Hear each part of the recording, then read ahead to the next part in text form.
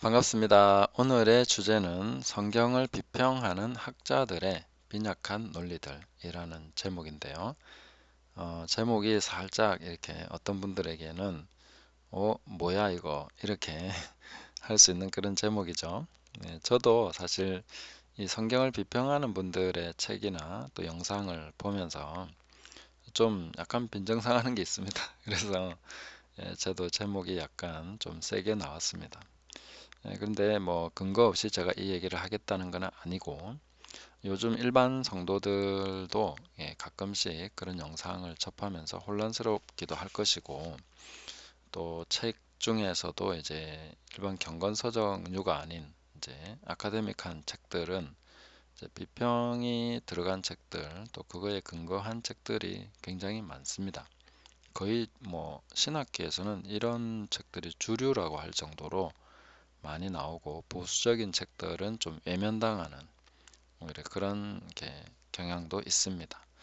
그래서 요즘 보면 이제 진목 TV나 뭐 또 다른 그 신약이나 구약이나 이런 것을 이제 공부하면서 가르치는 그런 영상들 보면은 좀 비평 쪽에 무게가 실리는 그런 영상들도 꽤 올라오는 것 같습니다. 그래서 제가 성경을 비평하는 학자들이 뭐 굉장히 뭐가 있어서 그런 얘기를 하는 것인가 하고 우리가 이렇게 생각할 수 있는데 파고 들어가 보면 뭐 굉장한 게 없습니다.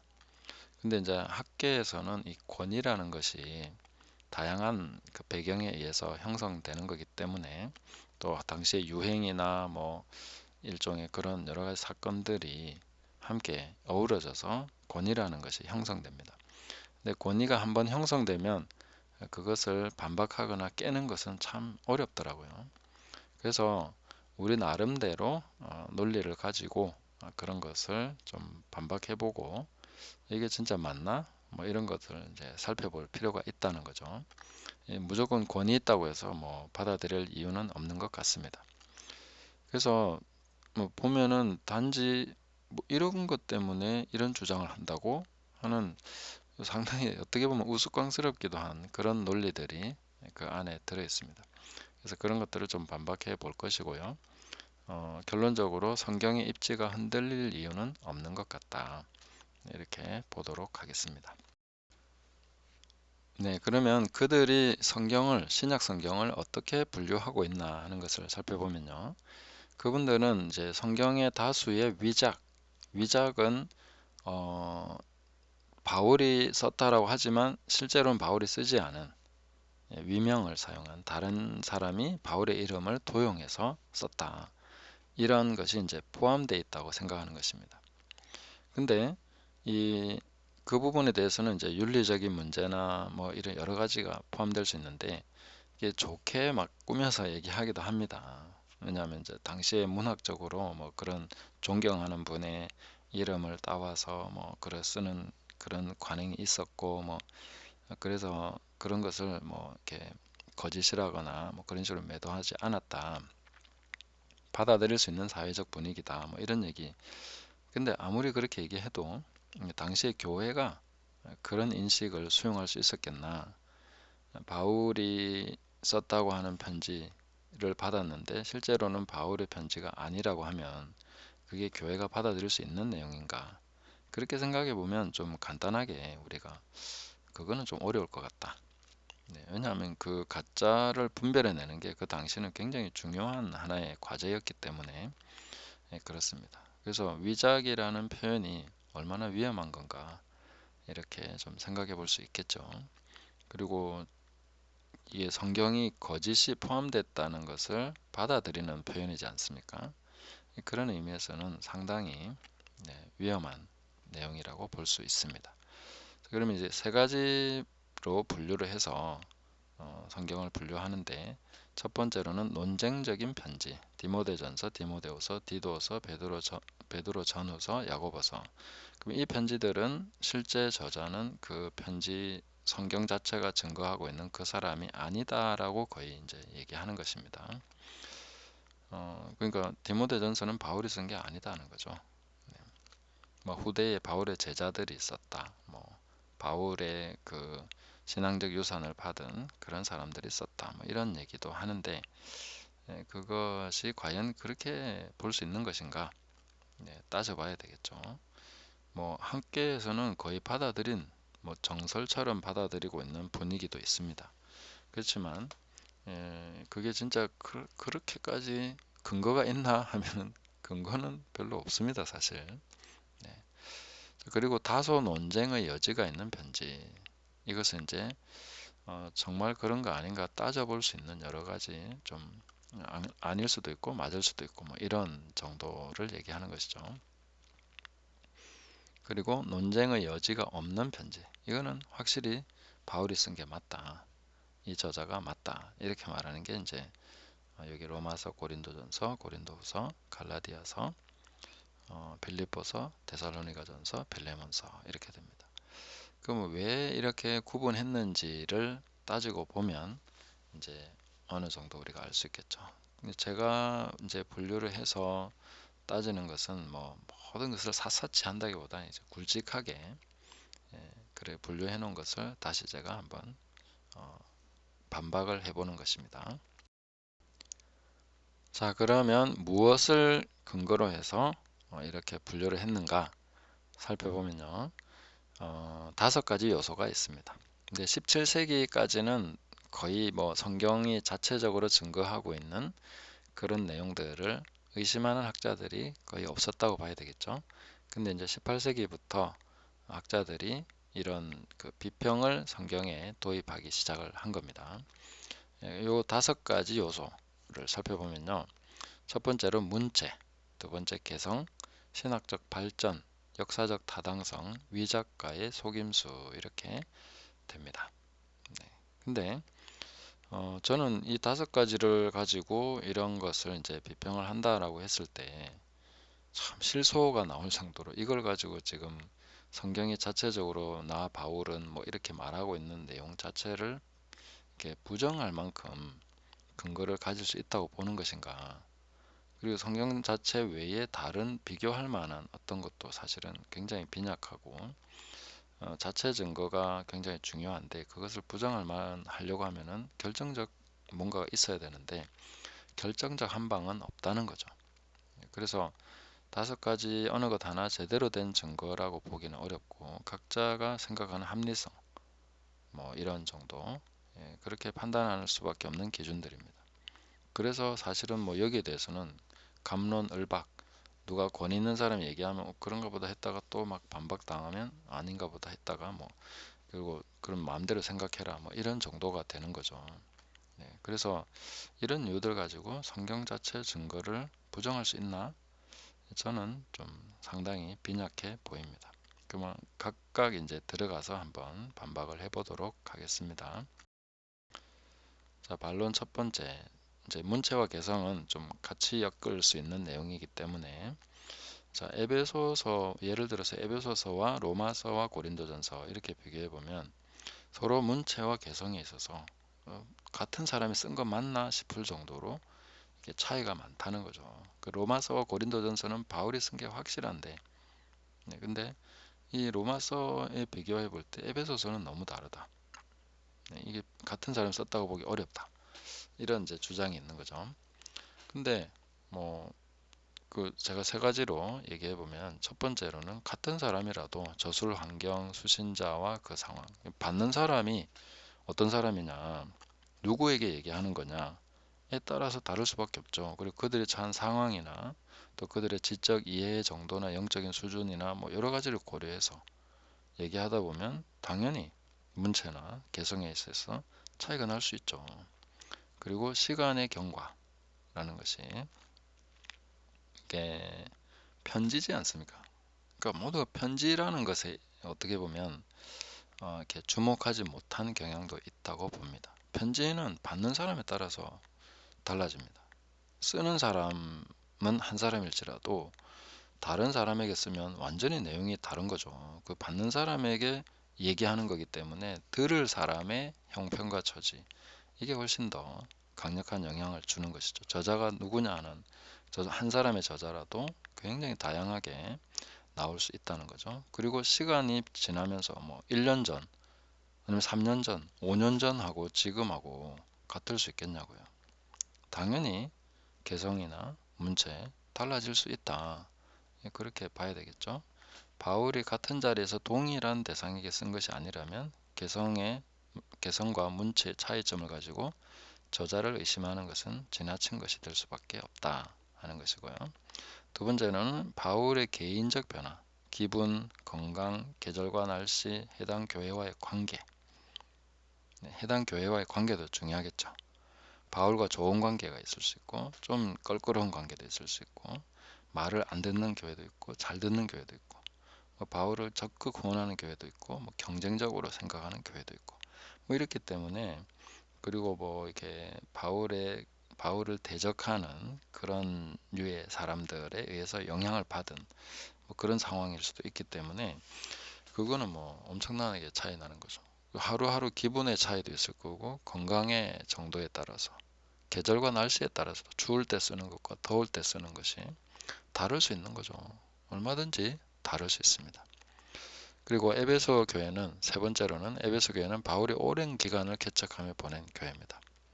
최장 기간이죠. 그리고 영적 전쟁이 엄청 치열했고 또 두란노에서 많은 시간을 할애해서 가르쳤습니다. 그러니까 바울의 가르침에 대한 이해가 굉장히 깊었죠. 그러니까 계시록 2장에서 에베소 교회는 거짓 사도들을 분별해서 예수님께 칭찬받지 않습니까? 그런 정도의 수준 있는 교회라는 거죠. 근데 반면에 로마의 교회, 로마서를 쓴 로마 교회는 바울이 개척한 교회도 아니고 만나보지 못한 사람도 대부분이고 그 문체가 같다면 오히려 이상하지 않겠습니까? 굉장히 익숙하고 그 다음에 바울을 잘 이해하고 있는 사람과 그렇지 않은 대상에게 쓰는 편지가 어떻게 문체가 같을 수 있습니까? 표현 자체가 다를 수밖에 없다는 거죠. 고린도 교회도 역시 문제가 많았고 좀 말을 잘 안 듣고 바울에게 걱정을 제일 많이 끼친 교회가 고린도 교회죠. 그러니까 당연히 에베소 교회와는 다를 수밖에 없다. 당연한 것을 왜 이상하게 보냐 하는 거죠. 두 번째 반론을 보시면 문체에서 데살로니가 전서는 따뜻하고 개인적인 어조인데 데살로니가 후서는 엄숙하고 권위적인 어조를 가지고 있기 때문에 똑같은 사람이 쓴 거 맞아? 이렇게 의심한다는 거죠. 역시 세 가지로 반박을 해보면요. 데살로니가 전서를 쓰고 난 이후에 데살로니가 교회가 보여준 반응, 거기에 따라서 정해지는 것이 아니겠습니까? 첫 번째는 따뜻하고 이렇게 개인적으로 친밀함을 가지고 썼는데 두 번째는 이제 거기에 대한 반응이 연신통찮다. 거기에 대해서 뭔가 바울이 상당히 우려스럽다 한다면은 좀 뒤에는 더 세질 수 있는 거죠. 특히나 이제 사도행전 17장 11절에 보면 이 베레아 사람들은 데살로니가 사람들보다 신사적이어서 이런 표현이 나옵니다. 데살로니가는 좀 거칠고 신사적이지 않다는 좀 비교적 그렇다 이렇게 볼 수 있는 거죠.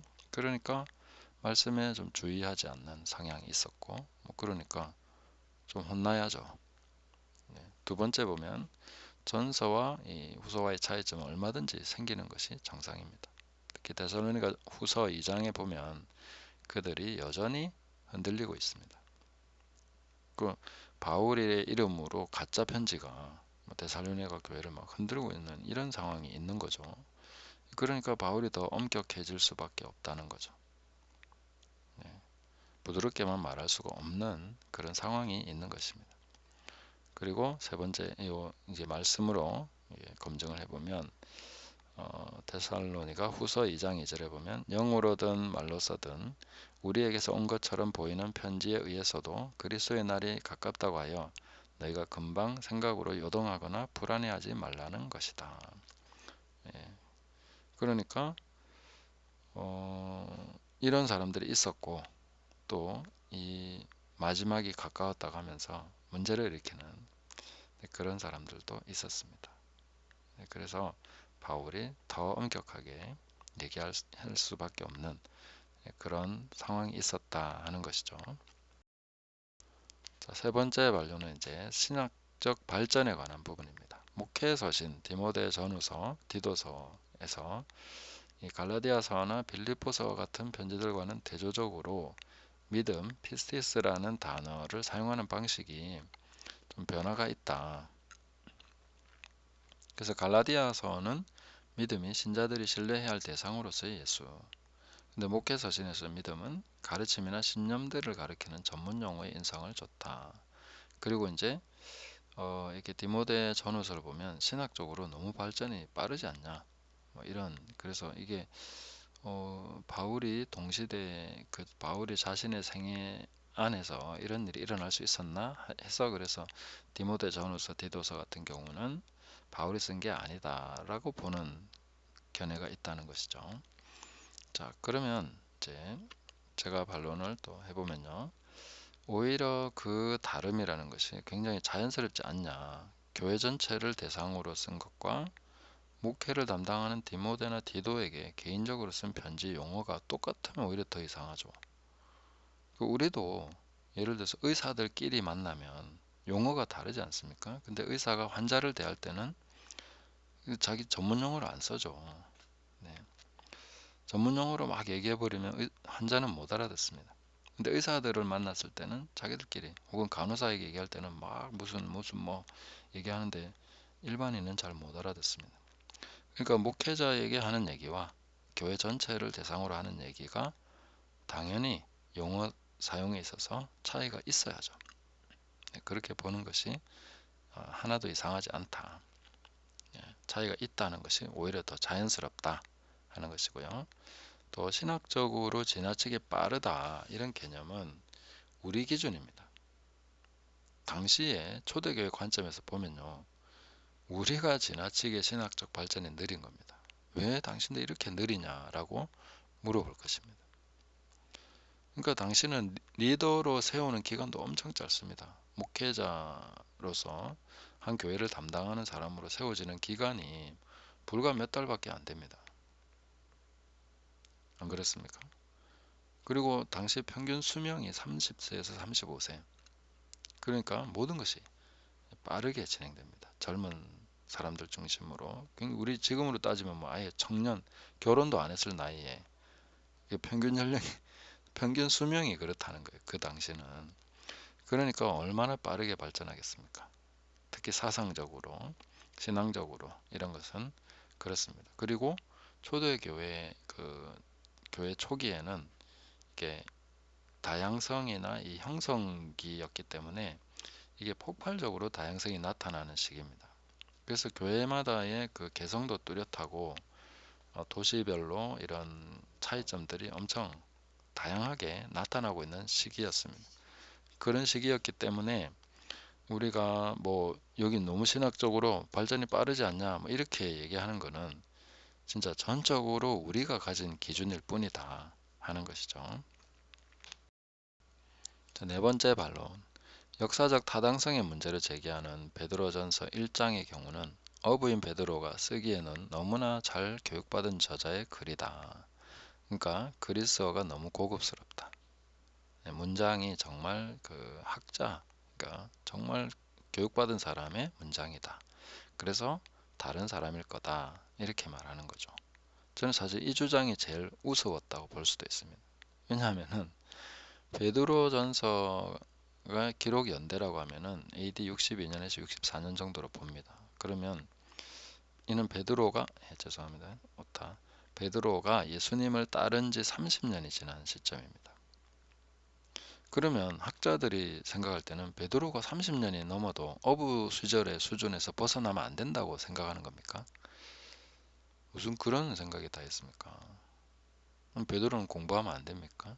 학문적으로 더 뛰어나게 뭔가 자질적으로 개발되면 안 되는 겁니까? 왜 그런 거냐고요. 30년 동안 사람이 변화될 수 있는 수치를 넣지 않고 아주 평면적으로 어부로 부름받았으니까 이런 글을 쓴 베드로, 이런 글은 베드로가 쓸 수 없다. 뭐 이렇게 말해버리는 것은 지나치게 단편적으로 보는 것이고, 그래서 제가 두 번째 이제 성경적으로 우리가 또 반론해 볼 수 있는 것이 사도행전에 보면은 상당히 사람들이 놀래죠. 제사장들이나 이런 사람들이 왜 놀랬습니까? 이제 그들이 저들을 배우지 못하고 무지한 사람들로 보았던 알았던지라 베드로와 요한의 담대함을 보자 스스로 놀라워하였더라. 이어서 그들은 저들이 예수님과 함께 있었다는 저들에 관한 정보를 알게 되었더라. 그러니까 아니 이 사람들 뭐 못 배운 사람들 아니야 했는데 말이나 이런 게 너무 논리정연하고 그런 반박 불가한 그런 논리를 얘기하고 그랬기 때문에 굉장히 놀란 거죠. 무식한 사람도 아니었어 했는데 벌써 사도행전에서 이런 기록이 나온다는 거죠. 그러니까 예수님과 3년을 지냈고 성령 받고 30년이 지난 베드로가 그동안 학문적으로 성장을 안 했다고 봐야 되겠습니까? 아니면 다방면에서 정말 고급 문장을 사용해도 문제가 안 될 정도로 충분히 성장 가능성이 있었다고 봐야 되겠습니까? 성장했다고 보는 것이 맞지 않겠습니까? 그리고 당시에 특히 이제 배경들을 보면은 이제 베드로가 제일 먼저 이방인에게 전도한 사람이 고넬료 아닙니까? 고넬료는 군인이고 백부장이고 그럼 그 당시 엘리트, 초엘리트 아닙니까? 그런 사람들이 신앙 안으로 계속 들어오기 시작하면 베드로는 분명히 학문적으로나 그런 필요성을 느낄 수밖에 없겠죠. 교회 지도자로서 세상적인 부분에서도 내가 뒤떨어지면 안 되겠구나. 그래서 공부를 했다고 볼 수도 있는 거죠. 그 왜 그러면 안 되냐는 거죠. 충분히 배우고 성장할 수 있는 시간이 30년이면 얼마든지 변화가 가능한 시간이다 하는 것이죠. 자, 다섯 번째, 베드로후서 저자는 바울의 편지들을 아주 통상적인 것으로 언급하는데 이는 바울의 글들이 오랫동안 널리 분포되어 교회들 사이에서 명성을 쌓을 만큼 오랫동안 통용되어 왔음을 의미하는 듯 보인다. 즉 바울의 글을 성경과 거의 비슷하게 놓으려고 하면은 상당한 시간이 지나야 되지 않느냐. 그러니까 한 30년 정도는 너무 짧다. 그리고 바울이 서신을 썼다고 봤을 때 한 15년, 20년 요 정도의 기간 동안에 그 정도의 권위를 확보할 수 있었을까? 이렇게 이제 질문하는 거죠. 자, 근데 이제 이 주장은 이제 그 배경이 뭐냐면 바울의 복음이 발전되었을 것이라는 전제가 있습니다. 그러니까 뭐 팔레스타인 유대교 구약과 뭐 그 예루살렘 사도들의 전승과 이런 것들을 합쳐서 바울이 발전시켰을 거라는 개념에서는 뭐 이런 주장이 어느 정도 타당성을 가질 수 있습니다. 그러나 바울은 자기가 자신의 사상으로 복음을 발전시킨 게 아니라고 얘기합니다. 바울은 예수님께 직접 계시로 받았다고 얘기합니다. 그리고 그 계시로 복음을 전하고 교회를 세웠습니다. 그러니까 교회에 가장 권위 있는 문서는 바로 바울 서신인 거죠. 왜냐하면 예수님께 직접 계시를 받아서 복음을 전했고 그 복음을 전한 교회에 다시 편지를 썼으니까. 그럼 바울의 편지는 주님이 직접 주시는 계시만큼이나 무게가 있게 받아들여지는 게 당연하죠. 그렇지 않습니까? 그러니까 이 사실을 부정하기 때문에 여기에 대해서 이게 바울의 어떤 계시로 직접 받아서 썼다는 이런 그 복음에 대해서 이해하는 바가 이제 비평학자들은 그렇게 받아들이지 않기 때문에 이런 주장이 이제 나올 수 있는 거죠. 그리고 당시 교회들의 배경을 보면은 환경을 보면은요 성경이 없습니다. 구약 성경도 없습니다. 극히 드물죠. 유대인 회당에나 뭐 좀 있을까. 그런데 신약 성경도 없습니다. 복음서는 예루살렘 성전이 파괴된 이후에 기록이 되죠. 그러니까 신약 성경 자체가 없습니다. 그런 가운데서 바울 서신은 교회를 지도하는 하나님 말씀으로 받아들여지는 게 뭐가 그렇게 이상합니까? 어떻게 보면 당연한 거죠. 왜냐하면 바울이 개척한 교회에 바울이 편지를 쓰면 그 사람들은 그걸 하나님 말씀으로 받아들인 굉장히 무게 있게 권위 있게 받아들일 수밖에 없죠.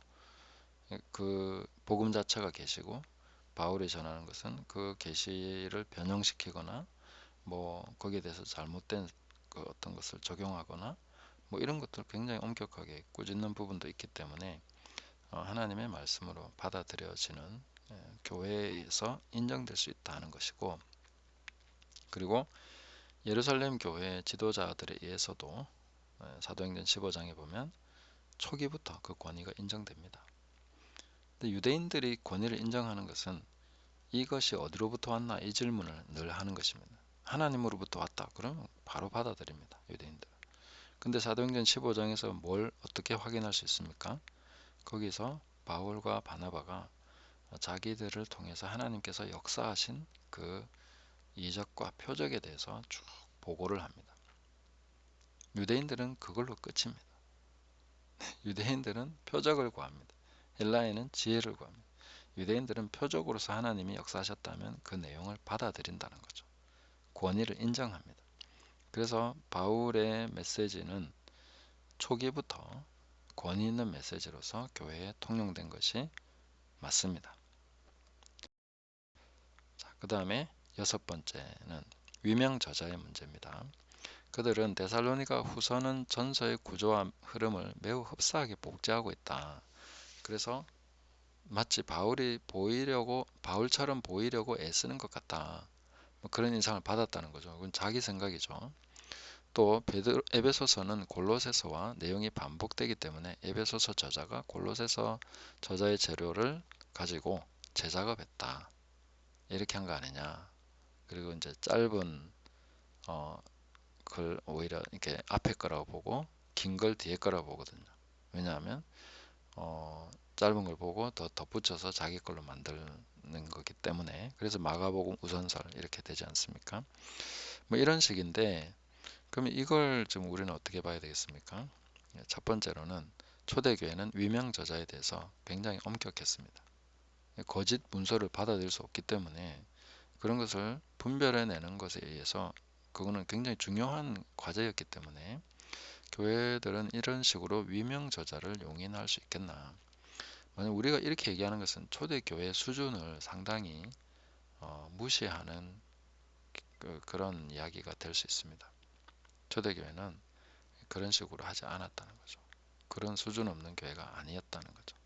충분히 그걸 분별해내고, 그래서 에베소 교회는 칭찬도 받고 그랬던 기록이 있지 않습니까? 그래서 위명 저자를 교회의 입장에서 받아들일 수 없었을 것이다.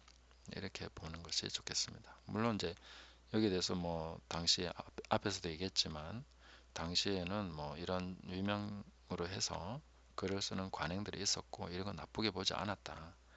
그거는 일반적인 입장이고, 교회는 이런 부분에 거짓이기 때문에 교회는 거짓에 대해서 굉장히 예민합니다. 엄격합니다. 그런 거 받아들일 수가 없습니다. 일반적인 기준을 가지고 교회도 그랬다 이렇게 얘기할 수는 없다는 거죠. 자, 그리고 골로새 교회와 에베소 교회는 대상이 다릅니다.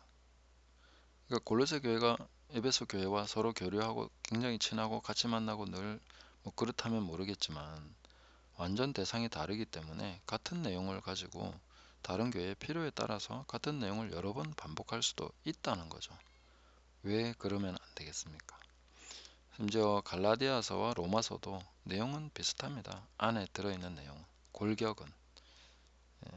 그러니까 갈라디아서 내용이 곧 좀 확장시킨 것이 로마서 내용이라고 볼 수 있는데, 뭐 그런 게 이제 골로새, 에베소도 같은데 뭐가 이상하다는 거죠. 그래서 뭐 위명 저자다 이렇게 말하는 것은 지나치게 무리한 주장이 될 수밖에 없다. 그리고 이제 바울은 빌립보서에서 이렇게 말한 적이 있습니다. 너희에게 같은 말을 쓰는 것이 내게는 수고로움이 없고 너희에게는 안전하니라. 그럼 바울은 같은 말을 자주 썼을 거라는 것을 알 수 있죠. 반복하는 것이 바울이 저자가 아니다는 그런 것도 상당히 우스운 주장이 되는 것입니다. 왜 같은 말 쓰면 안 되지? 다른 사람인데. 대상이 완전 다른데. 둘이 서로 만나는 것도 아니고. 그러면은 같은 말을 다른 데 가서 하죠. 요즘 설교자 보십시오. 부흥 강사 뭐 이런 사람들. 그분들 보면요. 설교 하나입니다. 하나. 하나 가지고 가는 교회마다 똑같은 설교 계속합니다. 그래서 어떤 그 경우는 그분 설교 이러면은 거의 성도들이 외울 정도로 왜냐하면 이쪽 교회 집회 갔는데 거기서 똑같은 설교하고 뭐 무슨 행사에서 갔는데 거기서 똑같은 설교하고 그러니까 뭐 바울이 그랬다는 얘기는 아니지만 핵심 내용, 복음의 핵심 내용은 바울이 똑같은 거니까 그것을 교회들마다 이렇게 필요에 따라서 여러 가지 이제 적절하게 전했겠지만 어, 비슷한 내용이라고 해서 골로새서와 에베소 내용이 비슷하다. 뭐 그렇다고 해서 재작업했다. 이거는 너무 학자들 자기들 하는 방식을 생각한 거 아닌가? 저는 좀 그런 생각이 들더라고요.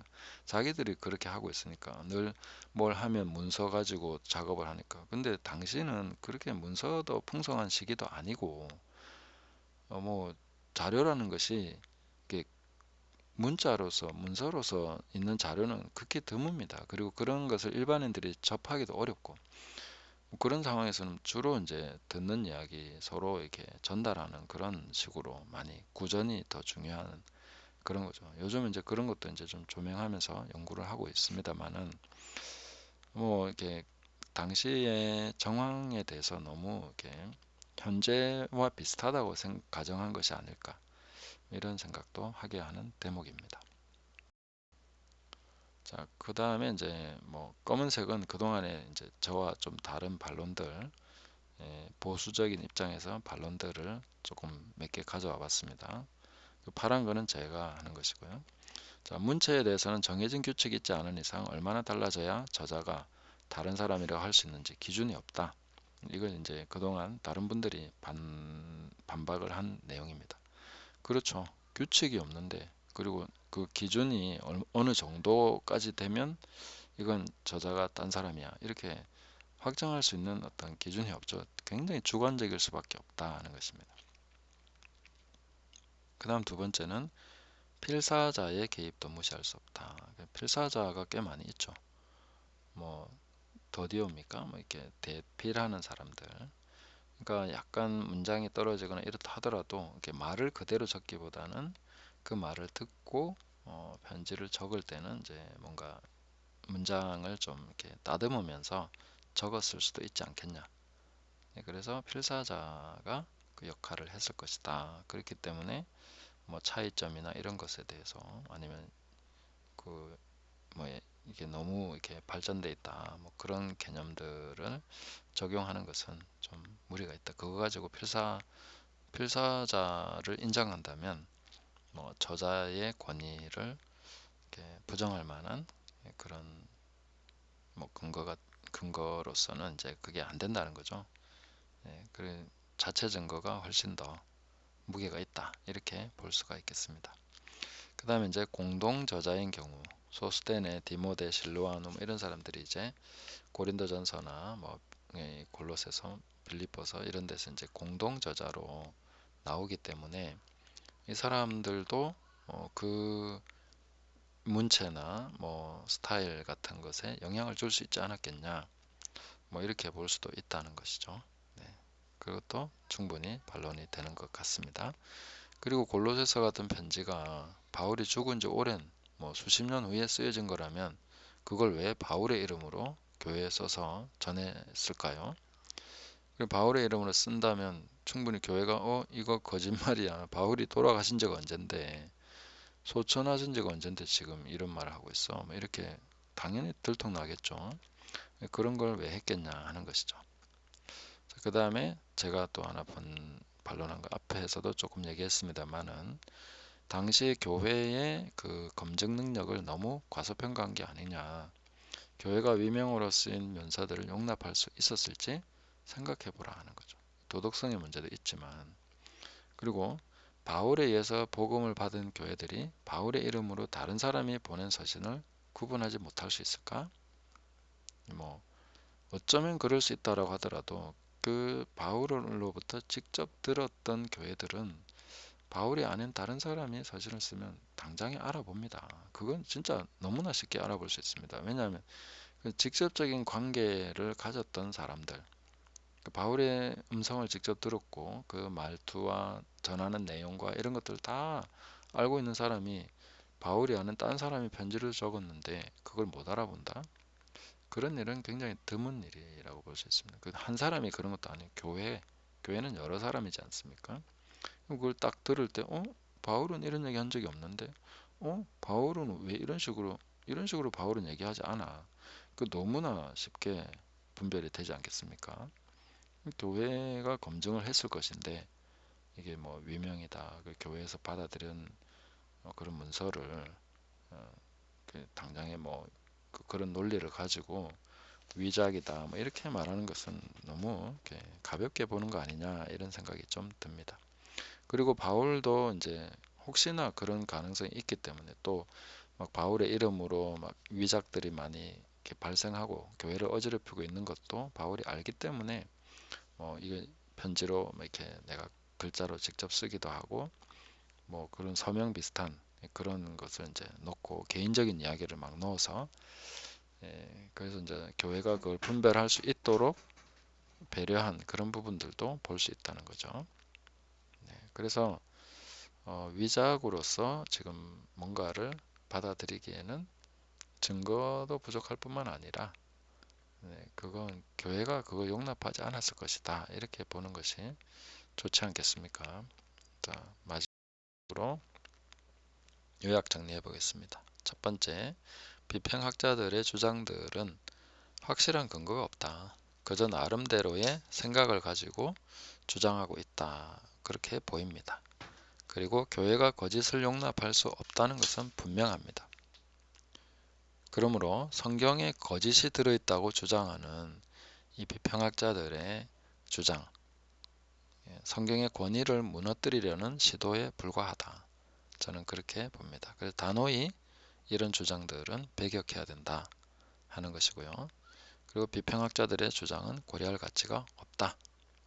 근데 역사 비평적인 방법으로 성경을 여러 가지로 또 우리는 봐야 됩니다. 역사적 검증도 해야 되고 그런 노력을 하겠지만 더 중요한 것은 성경 자체의 증거를 깰 만한 그런 게 없는데 굳이 그런 거에 흔들릴 이유는 없다.